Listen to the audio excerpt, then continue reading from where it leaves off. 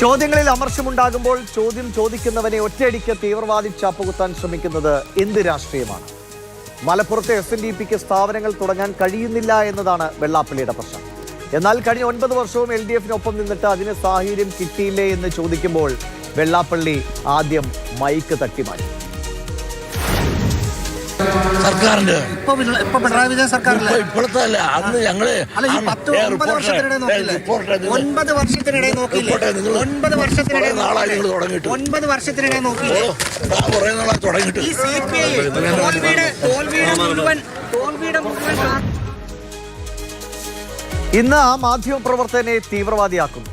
വീണ്ടും ചോദ്യങ്ങൾ വരുമ്പോൾ മൈക്കെടുത്ത് എറിയണോ എന്നാണ് വെള്ളാപ്പള്ളിയുടെ മറുപടി. തന്റെ മുന്നിലിരിക്കുന്നവരൊക്കെ തനിക്ക് കീഴിലാണ് എന്ന പഴയ മനോഭാവമാണോ ഗുരുവിന്റെ പാത പിന്തുടരേണ്ട വെള്ളാപ്പള്ളിയെ നയിക്കുന്നത്? നിങ്ങളോട് പറയേണ്ട കാര്യം എനിക്കില്ല കേട്ടോ. ആരാണ് താനും എനിക്ക് മനസ്സിലായി ഉണ്ടോ ഉണ്ടെന്ന് ഞാൻ അറിയണം. മര്യാദ ഇതെടുത്തോണ്ട് വെച്ചോളാം.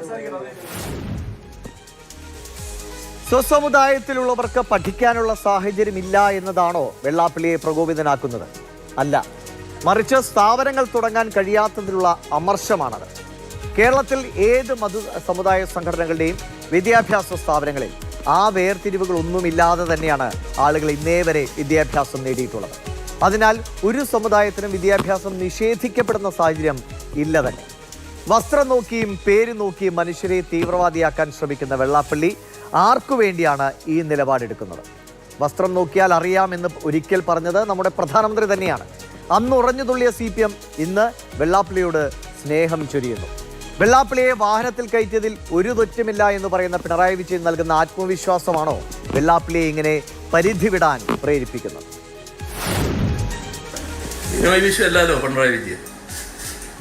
പിണറായി വിജയൻ സ്വീകരിച്ചത് പിണറായി വിജയന്റെ നിലപാടാണ്. ബിനോയ് വിശ്വത്തിന് അങ്ങനെ ഒരു നിലപാടുണ്ടാവും. അദ്ദേഹം കാറുകയറ്റിലായിരിക്കും. ഞാൻ കാറുകയറ്റിയത് ശരിയാണ്, അത് ശരിയാണെന്ന് തന്നെയാണ് ഞാനിപ്പോഴും കരുതുന്നത്. അതിലൊരു തെറ്റുണ്ടെന്ന് ഞാൻ നേരത്തെ പറഞ്ഞില്ലായിരുന്നു.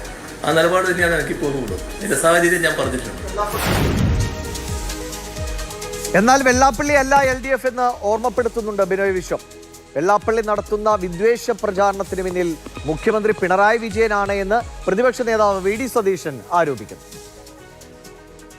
നിങ്ങളെന്തെല്ലാം പറഞ്ഞാലും ബഹുമാനപ്പെട്ട ശ്രീ വെള്ളാപ്പള്ളിയുമായി ഒരു തർക്കത്തിന് ഞാനില്ല.